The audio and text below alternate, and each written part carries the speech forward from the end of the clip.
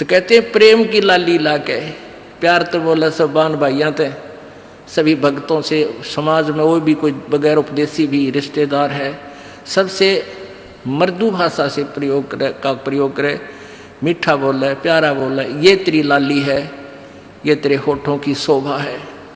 फिर कहते हैं जाप अजप्पा जप के अपना दहेज बना लिए। ओह, ये भक्ति की कमाई जो श्वास उश्वास से ये अजप्पा जाप कहलाता है। कहते इसका जाप करके तू अपना ये दहेज बना, यानी धन जोड़ ले जो आगे लेकर जाना है, दहेज जो अपने पति के घर लेके जाना है। पहले एक कुरीति थी कि जो लड़की घना धन लेकर आती थी दहेज का, उसका आदर पूरा परिवार करता था। ऐसे ही हम भ्रमित थे, अज्ञानता थी।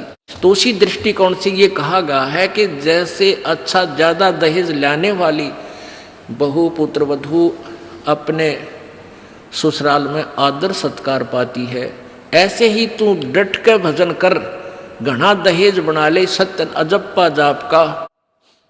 अजप्पा जाप जप के अपना दहेज बना लिए, अनहद बाजा बाजन लागे फिर खुशी बना लिए। ओह, जैसे लड़की का पता लग गया कि आज ब्याह है, लड़की की का आज विवाह है। अब कई बच्चे बकाया करें, न्यों कहेंगे ए तेरी बारात आ गई, और फिर न्यों कहें कोई ना आई क्यों ना जीवरी है, यानी उसने खिजाया करते हैं।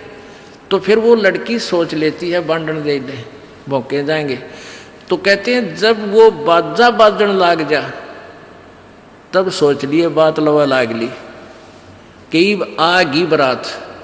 तो कहते हैं आप भक्ति जब करोगे तो आपको ऑटोमेटिकली आपके ये ऊपर के, यहाँ से ऊपर के हिस्से में बहुत सी आवाज़ें, कई प्रकार की आवाज़ें आने लग जाएंगी। इसमें जो हमें आवाज़ सुनती हैं ये प्राथमिक भक्ति की लक्षण है, अंतिम नहीं है। हाँ, ये भी सुननी चाहिए, सुनेंगी, आपको अवश्य सुनेंगी, ना चाहते हुए भी सुनेंगी। और कभी सुनना चाहो तो कभी 2, 4, 10 मिनट, कभी कभी डेली नहीं, कभी ऐसे कान बंद करके एकांत स्थान पर सुन लेना, आपको सारा साजबाज अंदर बाजता दिखेगा, जिसकी भक्ति इस लक्षण हो गए। कुछ एक को वैसे भी सुनती है जिनके पूर्व जन्म की भक्तियाँ होती हैं और फिर धीरे धीरे उनकी बंद हो जाती हैं, आगे कुछ नहीं सुनती, चाहे वो किसी का नाम जाप ले रखा है। तो वो तो ऐसा सुनना, ये देखना तो ऐसा है जैसे आपने बैंक में कमाई करी की और बैंक में पैसे जमा करा दिए, और उस बैंक की कॉपी ने कभी देखना चाहो तो खोल के देख लो। और ये दूसरे जो पंथ बताए हैं, ये साधना इनकी नाम गलत हैं, और कहते हैं ध्यान लगाओ, मेडिटेशन करो, कान बंद करके, आंख बंद करके, अंदर आवाज़ सुनो, शब्द सुनो। ये कोई फायदा नहीं। अब जैसे धंधा करता नहीं, और बैंक में जब पूर्व जन्म की पहले की जो डिपॉजिट है 20-30 हज़ार, उसने रोज देखे जाने, कहाँ 20,000 हैं, और 20,000 में काम तो ना चले, फिर वो निकलवाने भी उसी में तो पड़ेंगे, वो एक दिन जीरो हो जाएंगे। वो तो जैसे आपको ये आभास होंगे किसी भी वस्तु का, जैसे हम हमारी आँखों, आपकी जो भक्ति करते हैं उनकी आँखों के सामने बहुत सी चीज़ें ऐसे चलती दिखाई देंगी। कभी तो ऐसा आभास होगा जैसे कोई मक्खी आ गई, कोई मच्छर जा रहा है, या कोई ऐसी कोई लाइन सी दिखाई देती है। तो ये आपकी भक्ति की कमाई है, प्रतिफल आपको दिख रहा है। और कई एकादा क्या करे हमारे भक्त, एक बहन भगत भाई आया ने बोला जी मैंने तो आँख दिखा ली, मेरी तो आँखों में डिफेक्ट हो गया। वहाँ क्या हो गया कि आगे बेरानी काला काला दिखे जा नो, देखूँ जब भी दिखा मन तक कई बार डर भी लग जाता है। और डॉक्टर का इसका ऑपरेशन करेंगे, रमा भले आदमी क्यों आँख पड़वावे, ये तेरी भक्ति की कमाई दिखाई दे रही है, तेरी जो बैंक में जमा कराए हैं वो कॉपी में दिखे तेरे को। ये तो भगवान आत्मा ने दिखेंगे बेटा, जिनकी कमाई शुरुआत हो चुकी है। जेता अंजन आंजी ये चश्मों में दिखंत न बोला सचमुच में, कहा सचमुच है, फिर खुश हो गया तेरा गजब भैया। तो ये जो सामने दिखाई देते घबराना नहीं। बहुत से भ्रमित हो जाते हैं क्योंकि बार बार ये दास नहीं बता पाता आपको। तो प्रत्येक सत्संग में आओगे तो कभी ना कभी हर पहलू पर विचार विमर्श दिया जाता है। तो घबराना नहीं है। ये आपकी आंखों के सामने कोई वस्तु दिखाई देगी, वो आप ही बताओगे, दास बताओगा तो तुम झूठ भी बोल दोगे। तो वो आपकी जितनी कमाई है वो अपने आप बढ़ती जा रही है, उसका लेवल बता रहा है। तो ऐसे अंदर आवाजें आएंगी, कई प्रकार की आएंगी, और उनमें से एक न्यारी आवाज आएगी, एक मुरली की आवाज आएगी, और वो मुरली, वो आवाज जो है, जो इसमें पिंड में जो आएगी वो यहीं तक की है, ये महास्वर्ग तक की है। और जो वास्तविक धुन, वास्तविक जो आवाज है वो इस अंड और पिंड से पार है, वो सतलोक में है। वो वहाँ जाकर आपको वो बात बाहर सुनाई देगी।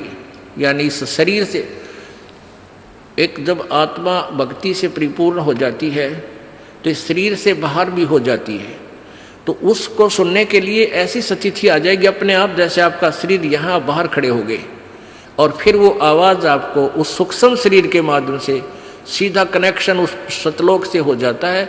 वो परले पार वाली मुरली आवाज़, वो धुन, वो झनकार अलग से सुनाई देती है। फिर सेकंड के बाद आप उसी शरीर में होते, आपको पता भी नहीं कि मैं बाहर गया या अंदर ही था। वो बहुत बाद में जाके बहुत लेटेस्ट स्टेज पे ऐसा होगा, पर ऐसा हो या ना हो, आप जैसे दास बताओ, ये खुराक खाते रहो, रोग कटेगा, ये साधना करते रहो। तो क्या बताया है, जाप अजप्पा जप के अपना दहेज बना लिए, और ये अनहद बाजा बाजन लागे, फिर खुशी मना लिए। फिर मान लिए खान तेरी भक्ति चल पड़ी, निकट लागली बात आगे लेने, यानी बरात आगी।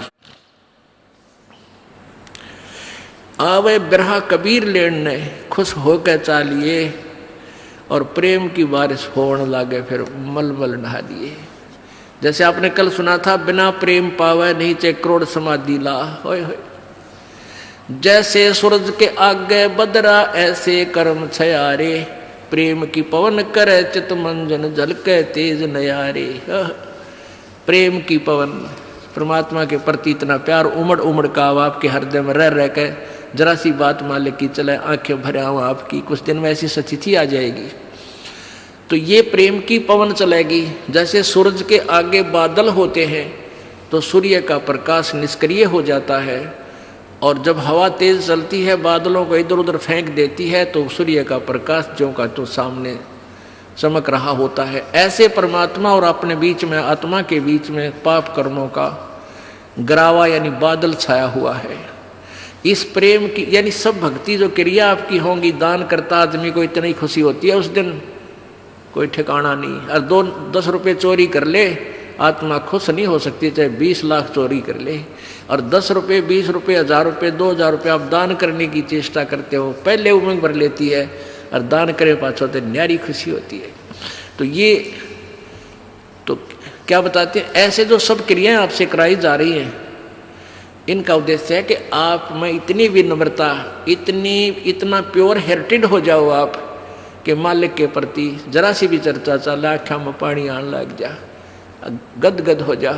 कहते हैं प्रेम की पवन करे चित मंजन, फिर झलके तेज नयारे।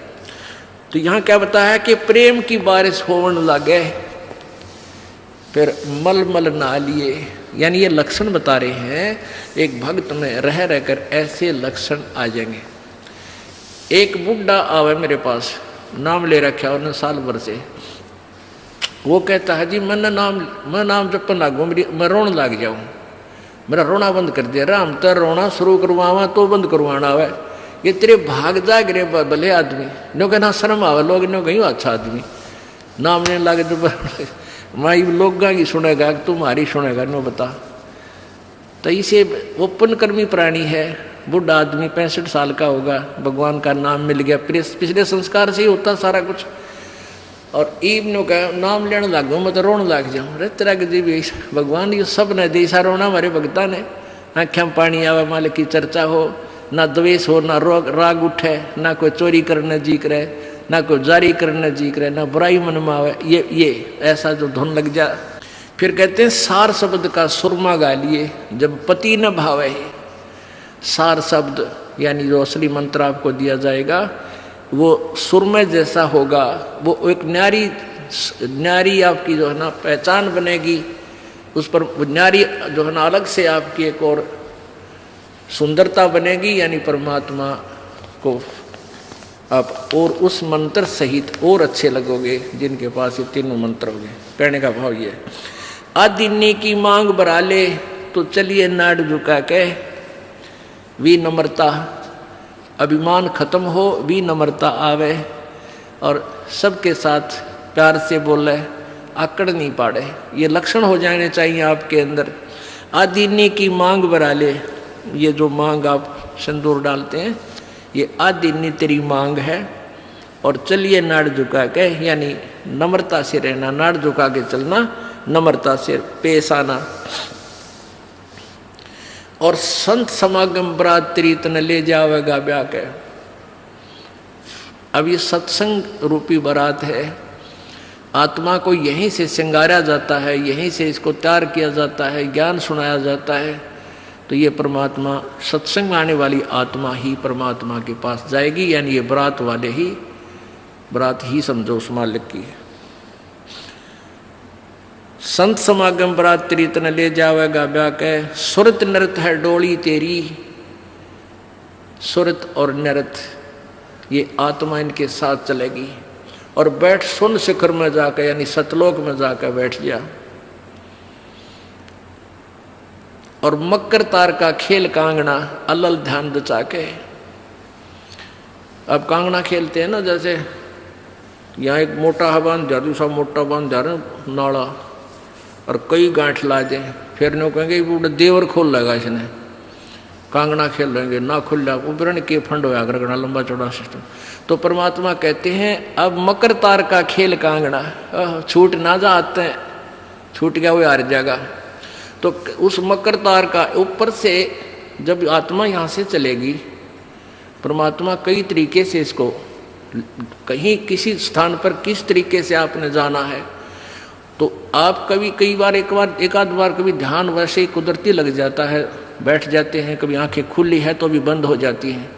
और कई बार ऐसा होगा कि एक मकड़ी के तार जैसा आपको लंबा स्ट्रेट, बहुत, उसका कोई और छोर आप नहीं देख सकोगे, ऐसा तार सा नजर आएगा, उसको मकर तार कहते हैं। उसके साथ लग के आत्मा, जैसे मकड़ी उस तार को पकड़कर ऊपर चढ़ जाती है, ऐसे वो मकर तार का आपको दिखाई देगा जब चलेगी यहाँ से आत्मा संसार छोड़ के।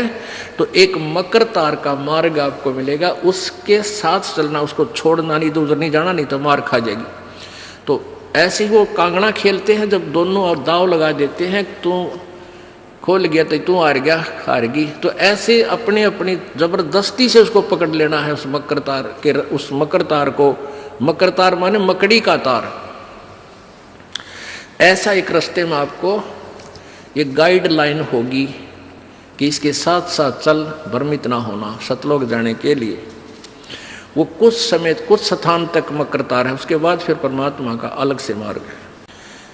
सुरत नृत्य है डोली तेरी, बैठ सुन शिखर में जाके, मकर तार का खेल कांगना अल्लल ध्यान दचा के। ओए होए, एक एक वाणी का आधा हिस्सा भी इतना जबरदस्त भर रखा भगवान ने।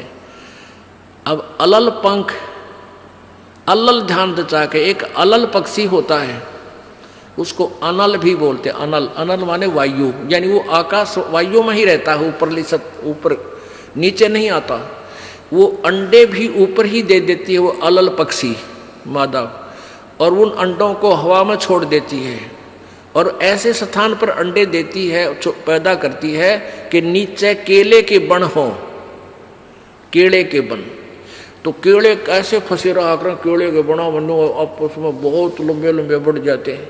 तो वहाँ आकाश से वो अलल पक्षी बहुत लंबा चौड़ा होता है, वो कम से कम भी सैकड़ों फुट लंबा और 50 फुट की चौड़ाई होती है। इतने बड़े बड़े पर होते हैं उसके, बहुत ज़बरदस्त लोहे के तौ की तरह, और पंजे होते हैं जैसे नो चमटिया की तरह, खुर जैसे बहुत ज़बरदस्त नाकुले, बहुत मजबूत, और 4 पैर होते हैं उसके, पक्षी होता। तो वहाँ से अंडे छोड़ देती है भगवान वाला है। अंडे नीचे आते हैं हवा की घर्षण से, वो परवरिश को, यानी वो पक जाते हैं, और केले के अच्छे भरा भरा अंडे होते हैं, वो 2-2 दड़ी के, और ऊपर तो 1-1 दड़ी के, 5-5 किलो के, और ऊपर से आते ही वो केलों के पत्तों पर आकर गिरते हैं। उन केलों को तोड़ते हुए सपीटते नीचे आते हैं। तो केलों पर गिरने से, उन केले पर गिरने से उन पेड़ों पर, तो उसकी स्पीड कम हो जाती है और तो केले को तोड़ता हुआ वो आसानी से आकर नीचे पड़ता है और पड़ के फूट जाता है, उसमें से बच्चा निकल जाता है। वो बच्चा वहाँ फिर उस वन में घूमता है, फिरता है, चारा चरता है, और फिर कुछ दिनों में वो उड़ने लग जाता है, यानी परिपक्व हो जाता है, वो प्रफुल्लित हो जाता है, और वो उड़ उड़ कर देखता है, काफ़ी दूर तक उड़ता है, फिर वापस आ जाता है, 1-2 साल तक वही रहता है उस वन में। उन पक्षियों के साथ भी घूमता है, अपने मित्रों के साथ जो दूसरे पक्षी होते हैं, अन्य जीव जंतुओं के साथ भी घूमता है, लेकिन उनमें उसकी मित्रता नहीं रहती है, क्योंकि उसको पता होता है कि मेरे माता पिता ऊपर हैं, यहाँ नहीं है। पुण्यात्मा, ये बहुत ही उत्तम ज्ञान है और छुपा हुआ ज्ञान था, ये तत्व ज्ञान है। इसको समझाने के लिए बहुत से उदाहरण आपके समक्ष पेश करने पड़ते हैं, ताकि आत्मा अपने परमात्मा की तरफ आकर्षित हो जाए। आपने कैसे रहना इस संसार में, ये अलल पंखी के अलल पक्षी के बच्चों की तरह। अब वो यहाँ आए, यहाँ आसपास उस वन में पक्षी पशुओं के साथ रह रहे हैं, लेकिन उन एक पल भी वहाँ जाने को नहीं बोलते कि एक बार हम उड़न जोगे हो जावा, उसी दिन भाग जावांगे यहाँ से, हम जवान हो जावें तो उसी समय चल पड़ेंगे। तो जब वो युवा हो जाते हैं और खूब उड़ने योग्य हो जाते हैं, तो चलते समय कहते हैं 5 हाथियों को वो पक्षी, अलल पक्षी ऐसे लटका, क्योंकि उन केलों के वन में हाथी के भी झुंड के झुंड होते हैं, वहाँ होते थे पहले समय में, तब बने ना रहे, तो वहाँ झुंड के झुंड हाथी होते हैं, नो एक दूसरे के सट कर चला कर, सैकड़ों की संख्या में कई झुंड है। तो वो अलल पक्षी उनके ऊपर झपट्टा मारता है, और उसके इतने तेज वो होते हैं 1.5 फुट के पंजे, और उनको ऐसे फंसा लेता है चारों हाथियों को, 4 हाथियों में, 5 और 5वें ने नोक मुंह के साथ। कहते 5 हाथियों को उठाकर वो अलल पक्षी आकाश में चला जाता है अपने माता पिता के पास, और फिर उनका आहार लेकर जाता है, वो आहार उनसे करते हैं।